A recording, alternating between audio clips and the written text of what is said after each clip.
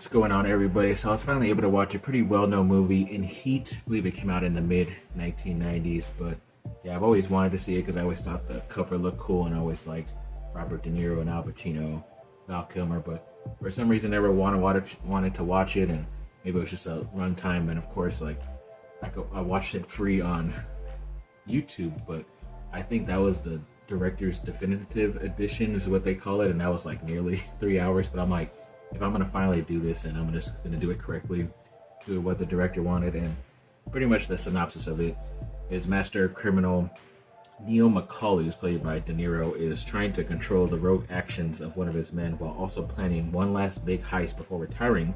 Meanwhile, Lieutenant Hannah, by Pacino, attempts to track down McCauley as he deals with chaos in his own life. McCauley and Hannah discover a mutual respect even as they try to thwart each other's plans. And pretty much how it is, it's like a cat and mouse game. De Niro's crew and stuff are doing like heist and stuff around LA, and they're kind of still getting away with it, but Pacino is closing in on them, getting closer and closer each time, and even to a point where they end up having, that's basically what everybody always talked about, is like in the middle of the movie those two characters meet up together, and they kind of basically tell each other like, yeah, you know, next time you slip up, next time you do something, I will be there no matter what. It's like, I don't know if you really are you sure you're gonna be there, and all that stuff. So yeah, that was a great conversation. I kind of wondered too during the movie if, like, at times maybe the actor should have switched characters. Maybe that would have made it just a little bit better, in my opinion. But either way, still very much enjoyed this movie, even though it was like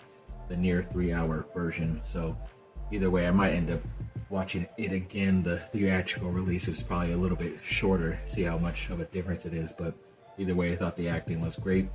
A lot of cool action. It was kind of weird hearing like so many of the gunshots. Yeah, they sound cool and very loud, but it almost sounded like they were recorded at like a shooting hall place or a gun range, and you kind of heard that very loud echo. So maybe that's what they wanted and all that stuff, and it sounded pretty cool and loud, and they put it in the movie. But it kind of threw me out a little bit because there's so much gun shooting in that movie. But yes, overall, very much enjoyed it, and yes, definitely finally able to check this one off the bucket list on Heat.